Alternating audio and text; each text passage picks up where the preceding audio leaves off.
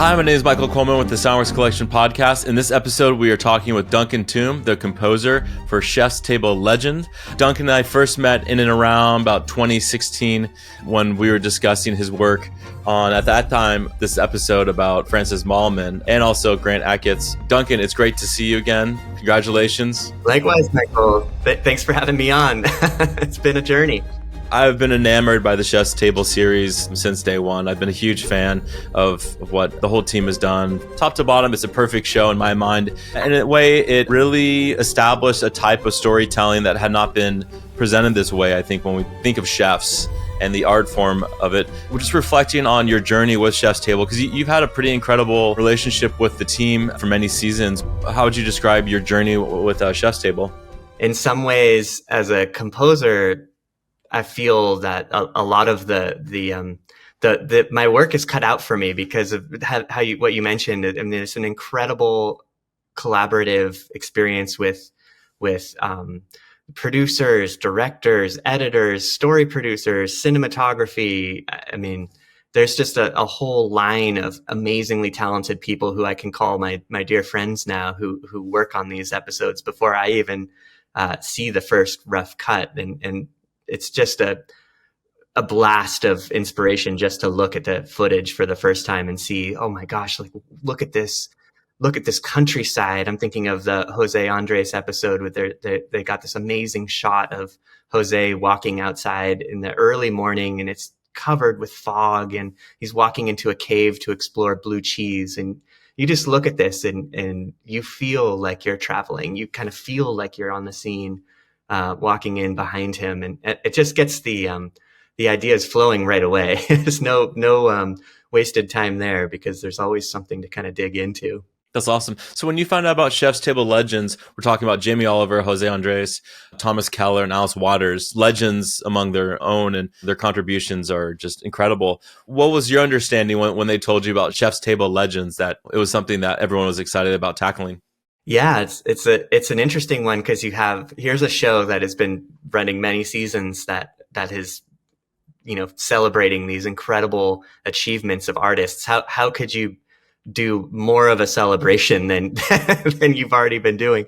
But I think that you can, because what's fun about these chefs and what separates them is just the fact that they've been doing this for so long, and their meticulous commitment to their philosophy and their execution of their food or their art form has been going for so many decades that they've actually influenced most of the chefs that have been covered by the series. I mean, you mentioned Alice Waters earlier, maybe it was before we were recording, but for reference, there's very few chefs who would, you might say, haven't been touched by Alice Waters' slow food and commitment to organic ingredients and cultivating relationships with farmers. And these are things that, she was really a trailblazer doing back in the 60s at the time. And that she's had many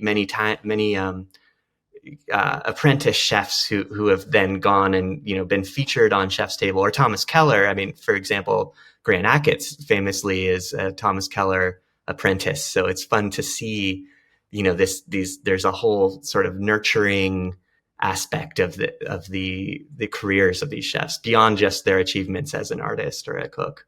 So when you find out about the season and kind of the big picture of it, how do you know that you're going to get this episode, or that you prefer this episode? Like, each of the episodes have different directors, have different production teams. They're kind of like this contained story. And so, yeah, how did it come about that you were able to work on this episode? Well, the answer is it's a bit of timing. So I get a call from the team. They say, "Hey, we're doing a couple more episodes. Are you interested?" And I say, "Yes, of course. That'd be fantastic."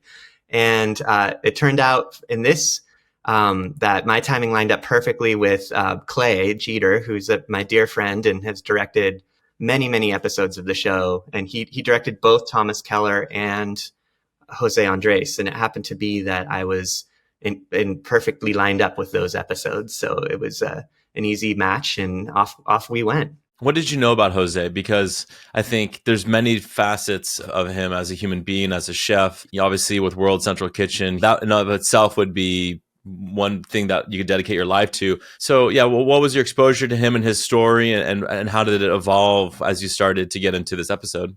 Yeah, that this one strikes close to home, which I'll get to. But it started maybe 10 years ago. My mom and I went to his restaurant in Los Angeles called Bazaar. And at that time, I knew very little about Jose Andres. And I'm not sure that even World Central Kitchen was, well, no, it was going by then, but it hadn't achieved the status that it has nowadays, and its impact even.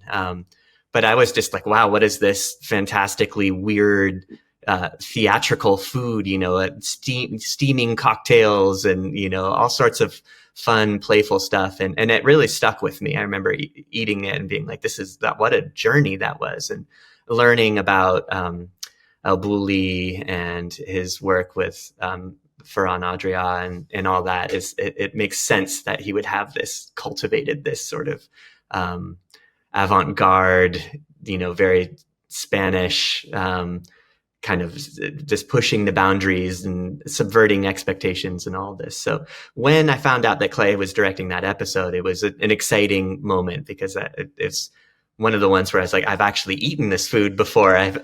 Before my job is to come and score it. So that's always kind of fun. The beat about the World Central Kitchen is a really close one. If the audience doesn't know, I'm one of the victims of the Eaton fire in last January. And so I was working on this episode. It would have been the last things that I wrote in my studio before the fire came and burned everything down. So little did I know that I would have a 3-dimensional experience of composing and trying to find a voice, that sort of honors Jose's journey, but also then having him in the World Central Kitchen come to our front door and feed us in the aftermath of the fire, and have that sort of like shocking, immersive, 3-dimensional, here I am in my own episode. It was kind of a trip, like a Charlie Kaufman script or something like that. You walk right out of the studio into your own film that you had been working on. I laugh, but there's a little bit of galley humor there, if you will. Yeah, it's interesting. I'm always curious about what the episodes of how deep and how personal and how vulnerable these chefs get to talk about why they do these things, the trials and tribulations of being a chef, of opening restaurants, closing restaurants, letting themselves down, letting their teams down. And I think when I listen to your score, there's always I always feel like there's a conversation that you're having. You create a conversation for your subjects. Can you talk about that? Because I think of even the first cue with Edge, as we're introduced to Jose, it's very quiet. It's very personal. And then it obviously opens up and kind of turns into this full piece that you've created. But can you talk about that first cue and how you introduce your characters? Sure. And thank you for the kind words. I really appreciate that. It is a challenge, and I think this is the real sort of meat of scoring an episode of Chef's Table, is trying to find a way to, I would say, honor the long and storied career of somebody that you have, not only somebody who's achieved, opening a Michelin star restaurant or getting 3 stars or doing that again, but having done this for decades. So you have to have, I guess, I have felt a lot of personal pressure to have just musical ideas that could convey the scale of this career and of this impact this one person has had.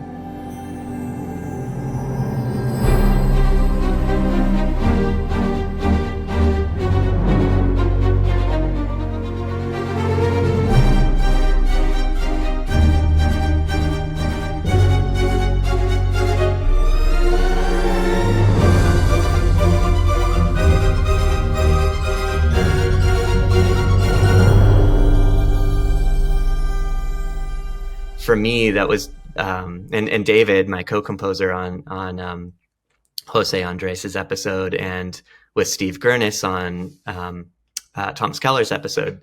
Both of them where we spent a little bit of extra time that probably we didn't have, just thinking about, well, what is it that makes this person tick? With Jose, it's, he's always going from one place to another and opening a new chapter, or there's a new disaster, and he's on the front lines putting trucks on the on the ground and figuring out how to feed people.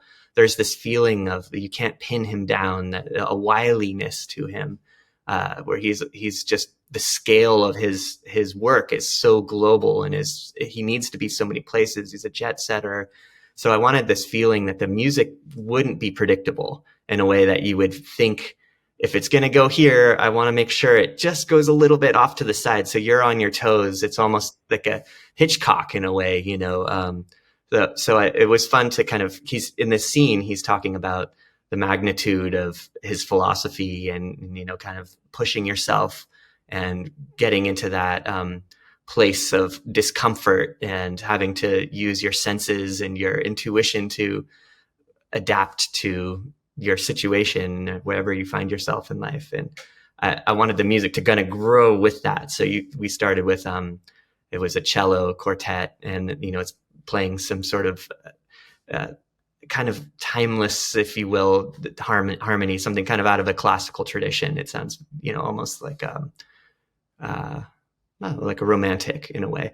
And then it grows and gets bigger. And then we get to the string orchestra when it really starts taking off, and we bring in ostinatos and rhythms and the little twists and turns in the road that kind of keep you on your toes. And hopefully that kind of connects you with this experience of being with Jose Andrés, who's going to be, you meet him in New York and he's going to be in Singapore the next day, and then he's going to be in Gaza the next week. And, you want to always feel like, this is something big and something unpredictable.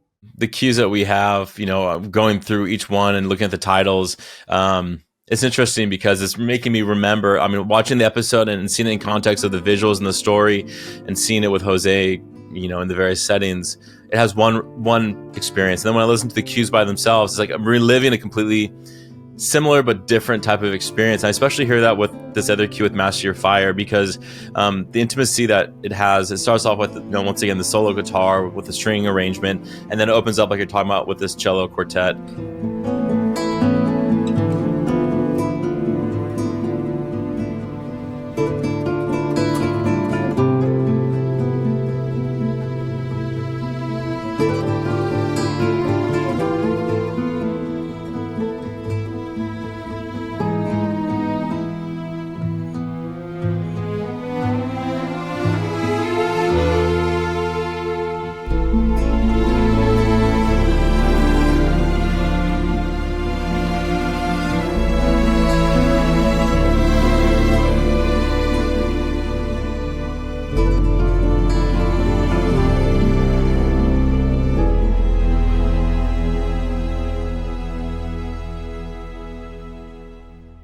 The melody that you create, can you talk about that? Because it feels like that is that one that's repeating throughout, or do you revisit that? Yeah, it does appear a couple times. It appears in our food symphony, which for viewers of the show, that's what's our sort of when we're making it. It's the montage at the end of the episode where you kind of celebrate the dishes, and you get to really feast in the food aspect of the show and see all the finished dishes and understand the context and the story behind them. So it does appear, it makes an appearance there. It starts in the scene you're speaking of, which is he's talking about his childhood and learning about cooking. There's two scenes kind of back to back, one where he's kind of talking about the influence that his parents had on him, more or less, in both of these scenes in kind of different ways. And I wanted to use the guitar because I wanted to place us in Spain, and naturally, the guitar it's the instrument that I grew up playing. So it's just, for me, it's kind of my heart song instrument, and it's the one that I think, convey something the most intuitive about childhood and feeling that connection of your parents guiding you and showing you your own potential, I suppose, in the best of situations, the best of outcomes. And I wanted it also to, again, have that sense of scale. So it's a duet of guitar. You might say the parental voice and the young voice kind of in communion, or well, we'll go with that. And then the cello comes in with like a big strong melody, and I think that to me is like and we're off on the journey. We really want to feel like you're going to do something big with this little bit of wisdom that you've just been imparted, learning how to control the fire. It's not about starting a fire and watching it, flare up, but learning how to use it, how to cook, and also how to use your own potential, and to know when to take the heat off and when to push the pan in, to use cooking analogies, is really important. And I think that he does that very well in his life, and not only in the kitchen, but obviously also as a humanitarian. And I think you could say the exact same thing for Thomas Keller with his story and how he's been able to help so many other chefs achieve their own potential. That's awesome. It's remarkable to kind of like, my first reaction to any of these cues is I have like my own story that I've made up in my head when I'm jotting down notes of how I'm feeling about it. And I definitely, it kind of came full circle for me, I think, in the sense of when we get to the cue of symphony, Andrés, which is, it starts off with a meandering kind of piano with these string arrangements, and then it falls back onto solo guitar, and then it seems like there's like this conversation with strings and the solo violin, and then like I wrote down love affair. I just felt like, I don't know what it was, but it seems like it's a love affair that I was feeling between the scene and just how you compose that. But yeah, can you talk about that cue? Yeah, that's fun. I love hearing that, your perspective. It's fascinating to think, because I love that music is subjective. Ultimately, I love that we listen to a piece of music, and hopefully it's opening the door in our mind to all of our own experiences and emotions and nostalgia and passion and feeling. And if I listen to something, I might have one take and you might have another take, and it's always just amazing because everything is valid.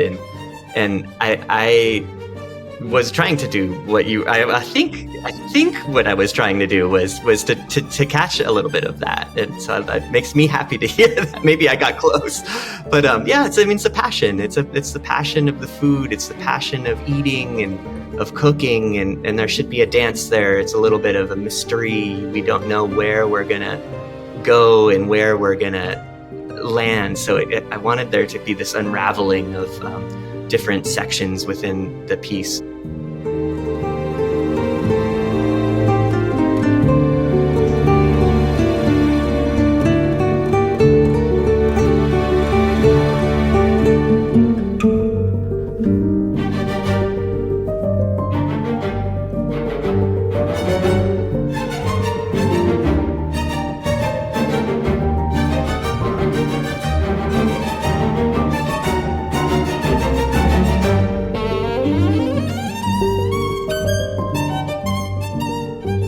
I'd written that piano is actually the very last thing that I wrote in the studio, and recorded the guitar, and the string arrangements were expertly crafted by my co-composer David. So I'd kind of set the scene, and we talked a little bit about how we might achieve a big scale. So I had this piano melody, and I was like, this is really kind of fun. Like where could this go? And brought it into this little sort of mini guitar. I guess you could kind of say guitar concerto with a solo classical guitar and the strings. And then David wrote these a fantastic string arrangement to really bring that element of the fire sparking out of the fireplace, and a little bit of that just wild, joy. It's a little, dance macabre element to it. You can imagine, there's a little bit of, what's the word I'm looking for? It's like prodding you almost, to keep going, to keep moving. You're just getting pushed, and you don't know where you're going to land. But hopefully that kind of takes you on a journey of just of passion. Really, that's how I would put it most simply. I think later in the episode, as we get introduced to El Bulli, it's contrasted sonically of how you're presenting it. And with this cue, it's interesting how it starts off and how it builds.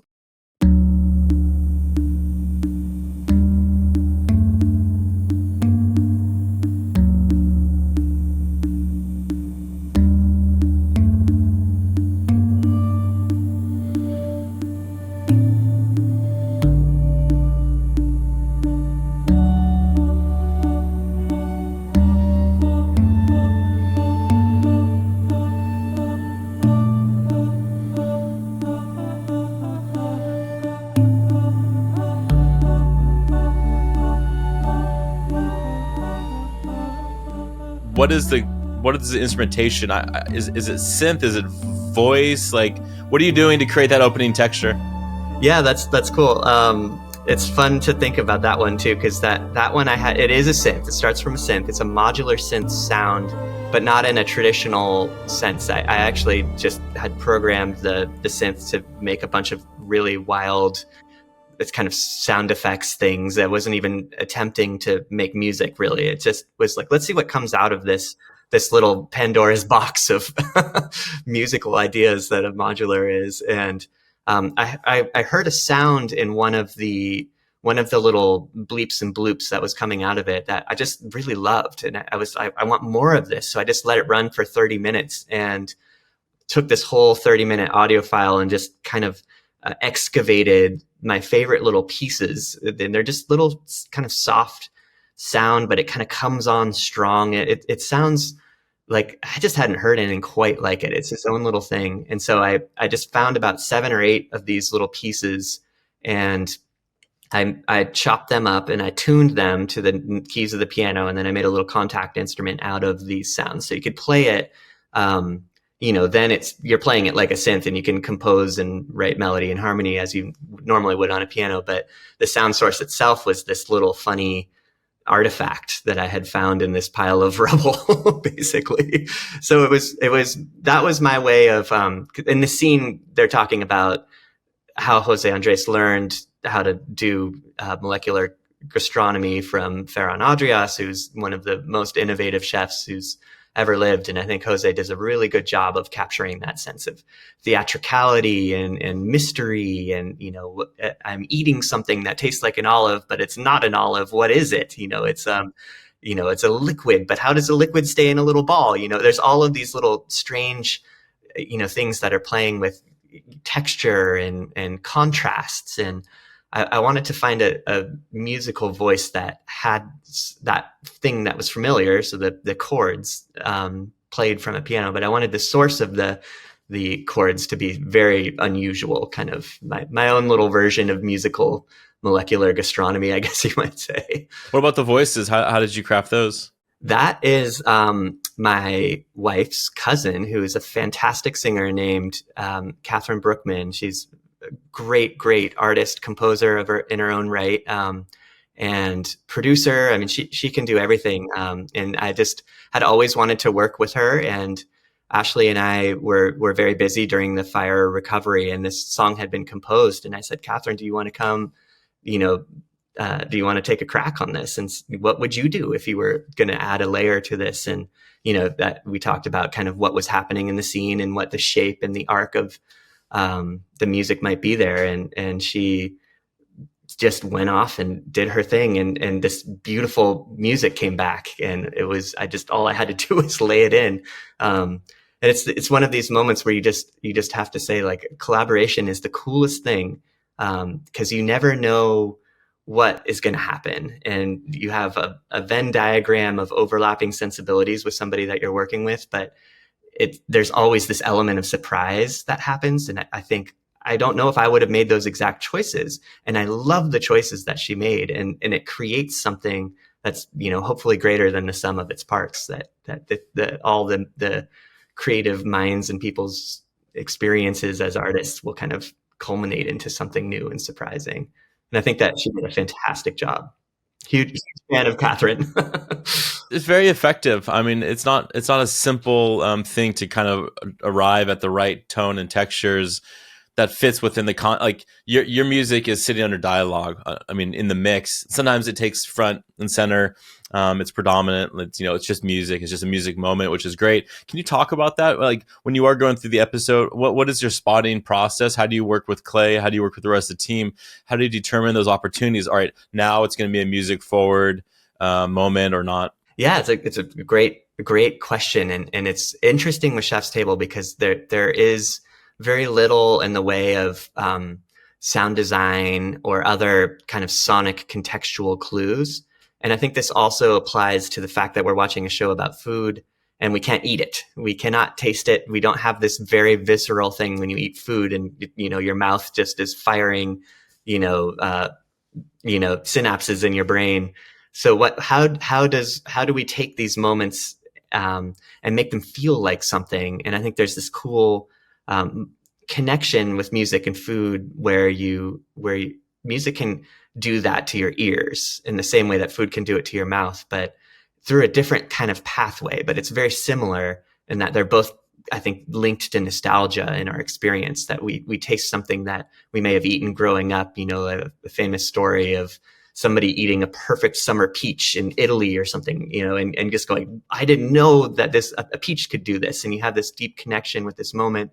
And I think music is the same thing. You're listening to music and you're going through a breakup, or you've just done some great thing that you had been working really hard on, and you'd finally accomplished a goal, and the music you're listening to in that time is burned with this experience burned in your brain. And I think in the spotting of the show, we look for the moments for the music to really try and elevate that, whether it's the emotion of a human aspect of the story, or whether it's the food that you're seeing on scene. How can you use music? And it's a unique opportunity as a composer, because you really have music kind of doing this lifting that there's often, the adage of, music shouldn't distract. And I think that's true. It should be serving the story, but it should be serving the story in a way that is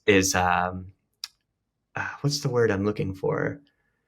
It does it in a way that, it's always serving the story, but you can do it with sort of like some style, something that kind of like awakens the senses, awakens your experience of the scene. And I think that's like really hard to do, because there's this fine line of having too many notes and having it just literally be distracting, but also having it fill this role of we can't taste, so we have to hear, we have to feel. So it has to do double duty. And I think there's this tricky bit there of making it feel big and grand and emotional without getting in the way, How much direction or any indication does the rest of the team give you? Is it pretty much, here is maybe an early picture, here is maybe the direction of the story? Like, how do you know what direction you want to head in without seeing the episode, pretty much with a locked edit? Or are you working with a locked edit? No locked edit. Usually we're rolling right alongside. It's a great exciting moment of discovery and exploration. There's a lot of phone calls, a lot of just like, let's watch the episode together. Of course, there's the temp music that the editors picked. In some cases, it's telling a very specific story, and we want to honor that sort of genre-wise. But of course, you can't create a score just by following temps. So you have to know, what the music that the scene has been edited to, why it's there, and what it's attempting to do, and how it's serving an edit in the microcosm. But then you kind of have to also ignore it, because you need to make a score, and that needs to be something that's like really crafted based around the subject of the documentary. So there's this bit where you diverge, but you also always want to follow the kind of spirit of the scene and the intent of the scene. So there's a conversation with the director saying, okay, the bigger picture of it with Clay, with both of these episodes, guitar that I worked on personally, which would be Keller and Andrés, was the guitar was actually an important instrument for both chefs. But for Thomas, it was, a Americana kind of guitar. And he went to France and learned and was inspired and grew as a chef, and came back and brought a lot of his own experience of, really fine French technique, but to find a way to subvert, these classic American dishes, like an ice cream cone that he makes, out of a tuile and puts caviar in. And it's just, I just had this actually the other week, and for the first time in my life, and it was fantastic. And it does feel like an ice cream cone, because you hold it, there's a little bit of irreverence there. It's not stuffy. And I think the guitar is really good, to kind of just place him in a context. So there was a little bit of like a folky, rootsy rock and roll thing in some of the cues in Thomas Keller's score that were really fun to kind of take a play at, this nostalgia for this era that he grew up in America, and what pop music was like at that time. And also to kind of try and take a little bit of the the French influence that he had too. So I listened to a lot of 60s new wave, but it was very inspiring to just listen to a bunch of music and be like, what was going on in the 60s in France? And like, what are these sounds? And, there's like hi-hats. There's like hi-hats on all these cues. And, it's like it got a very classic kind of vibe to it with some little bits that you don't expect. And so it was fun to think that like Thomas Keller was also experiencing a version of this with his food. And how could we pull in those elements? Yes. So, I mean, in this season, obviously, we have the 4 chefs, and the 3rd episode being the feature with Thomas Keller. Were you intimidated by the idea of tackling Thomas Keller's story? There are a few chefs who have been more influential, I think, than Thomas Keller in terms of how it's done, what you can do, what you can achieve. And like you, Michael, I'm also Bay Area native, so both the French Laundry and Chez Panisse are names that I grew up hearing, and my wife's parents were on Alice Waters' Little Black Book, which was something they had back in the day to make it so the locals could still eat at Chez Panisse when it was really, really busy and it had exploded in popularity. So, they could call in and, say, hey, it's Bob and Donna, we're on the book. And they're like, oh, okay, we can slot you in at 7:45. It was a little thing. She wanted to keep it, close to community. So these are very like, and I would drive through the Napa area. I have family in Mendocino, so we would stop, and I've eaten at Bouchon before, and it's like home to me. So I think there's this bit of it that you can tackle the abstraction of like, oh my gosh, Thomas Keller, just remember that like we're all in it together, we've walked on the same soil, we've walked on the same streets. And I think that helps, kind of like get you back into your shoes a little bit when you're starting to write music. But to answer your question, it's again an issue of scale. I think, how do you write music that really honors this incredible progression and lineage of a chef who's done so much in their life? And you want to have musical ideas that I think kind of have that same level of integrity, if you can find it in yourself, which is always a question. But I think imposter syndrome is real, and I love my job and I love doing what I'm doing. But I also go, this is really hard. This is an incredible person who's overcome, as you mentioned, so much adversity, and has done it with such style and panache. And it's hard to find a voice that does that. And we had to play with it a little bit.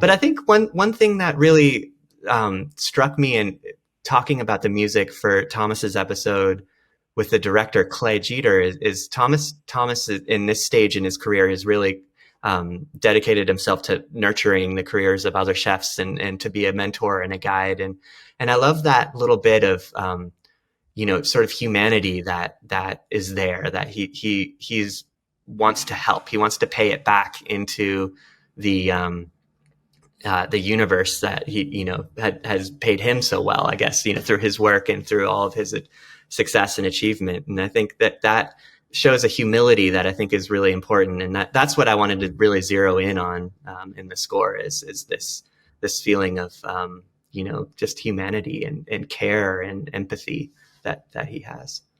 How do you decide the instrumentation is correct for Thomas? Like, what was that delicate balance? Like you were mentioning before of the French influence, obviously where he was training, where he was coming from, but then he comes to California and it's his own voice. It's his own experience. I think it's the guitar again. I think Thomas Keller has like a fun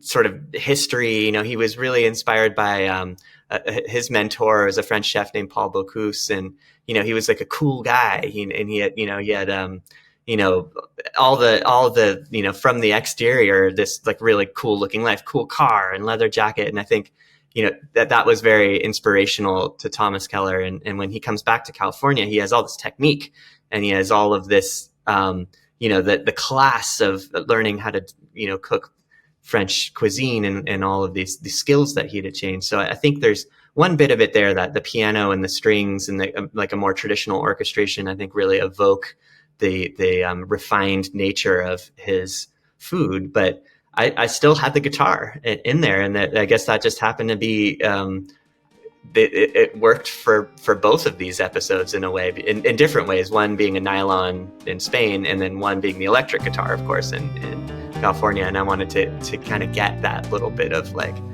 you know, leather jacket into the music. You know, it was, you know, that time in California it's, you know, obviously it was a very guitar forward, you know, music history of the Bay Area. So it made sense to kind of cultivate a little bit of that.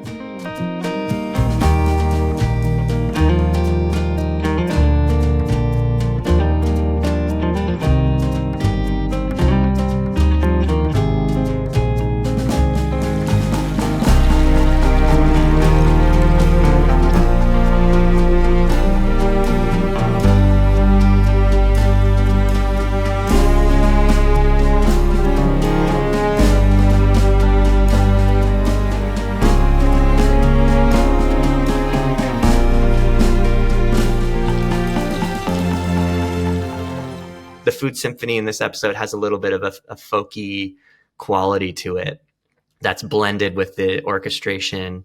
And, you know, when Thomas, you know, has a fire in his New York restaurant and is uncertain of whether he's going to be able to return and whether he'll be able to turn his life and his career around at this juncture in his story, I took the guitar and I just pitched it down an octave just to make the whole thing feel burnt out and kind of fuzzed. So it sounds almost like a bass, but it's actually just a guitar pitched down. And it just kind of gives it this otherworldly quality. You don't know if he's going to make it. You don't know if this is a guitar that you're hearing. It sounds like a guitar, but it doesn't sound like a guitar in a natural acoustic instrument kind of sense of it. So I think playing with these kinds of things, using the powers and the tools that we have in a sort of modern computer post-production environment, they're all just things that can help, you know, kind of create a little more emotion in the story and in the music that you're writing. For both of these episodes, and just I think the overall approach for the production timeline for Chef's Table, you're in parallel with production. I mean, you're supporting them as they're going through their process. So how much time do you think you actually have at the end to work on it? Like how early do you start, and how long do you follow production? I would say, safe to say, about 4 weeks all said and done, maybe 6, depending on certain variables in the post-production scheduling. So it's fast. It's really it's an all hands on deck kind of situation. A lot of late nights, but I think that's the fun part about it. It's you know, you can come up with great ideas when you just need to, and it's late at night and your brain is not working the way that you meant it to work. And I think that these are things that I actually try to, like, I mean, within reason, I also do try and take care of myself better than I did in the past. You know, sleep is important, but also the creative mind at 10 a.m. is different than 10 p.m. or 2 a.m. And I find that I've gotten things out of myself in those later hours where the world's a lot quieter, that allow for something to play off the next day that I didn't expect. I think I'm just looking for the same element of surprise that everybody else is when they go to these restaurants, you know, in my own process, I guess you might say. You know, recently you had a chance, both in New York and LA, all the chefs came together. There was kind of an opportunity. They were in discussion, and I think obviously reflecting and celebrating the season. What is it like to meet these guys in person? I mean, and you know, kind of make that connection with these people that you're very closely, you know, related to now? Yeah, that's great question. I mean, that I have just, you know, brushed elbows, I must admit, but fantastically nice, very generous. You know, they were so proud to meet the team. And I think they were very curious about the music process, and, said very kind things about the music and how much they appreciated all of the hard work that the Chef's Table team had put into making the episodes. And I got to thank José personally for said, hey, I'm one of your people. You came and you fed my community after the fire, and it's a real honor to meet you. And I can extend a heartfelt thanks from all of my Altadena people to him and say thank you for doing what you do. And he was very gracious and told us about what it was like to organize the food trucks and how they were going to delegate trucks to Altadena and Pasadena. So it was kind of cool to get a little behind the scenes look at how the actual infrastructure of his work did. And then we enjoyed a margarita. That was delicious. Nice. So what's next for you, Duncan? What does the future, not that we need to think about tomorrow, but what are you currently eyeing? What are you headed towards for your next projects?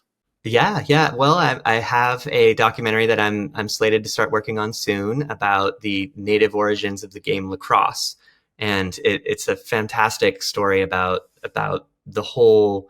I mean, it's heartbreaking story, I should say, but it's also, I just learned so much, and I'm so heartened by the courage and the tenacity of Native people in this country overcoming the tremendous adversity they've faced the entire time. But the sport of lacrosse actually is a perfect analogy for their own treatment, that this sport had been co-opted by white people and turned into this big kind of commercialized sport, which is fantastic. But it's a documentary that follows Oren Lyons and some of the other just sort of figurehead leaders who have been advocating for indigenous rights in this country for decades. And it's a very heartfelt and beautiful story that kind of holds both the game of lacrosse as we know it as kind of like a popular sport in respect, but also has a lot of reverence for the history in the other hand. And I think it is a fantastic film, and I'm very excited for it to get out into the world. It's nice to have a chance to reflect on the incredible work that you just did on Chef's Table Legends, but I'm excited to hear more of your work. Obviously, I think I've been following your work for a long time. I'm always really excited to hear what you're going to be working on next. And just congratulations on Chef's Table Legends. It's a great series. Your tracks are amazing. And is there a chance that the soundtracks can be released at all? We're in talks. Okay. Yeah, I think there could be some motion there. So stay tuned.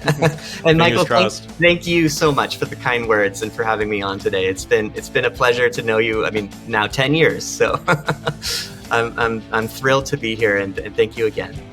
Many thanks to our guest today, and if you'd like to listen to more conversations from the SoundWorks Collection, please subscribe on Spotify, Apple Podcasts, or on all major podcasting platforms, including the video version on YouTube.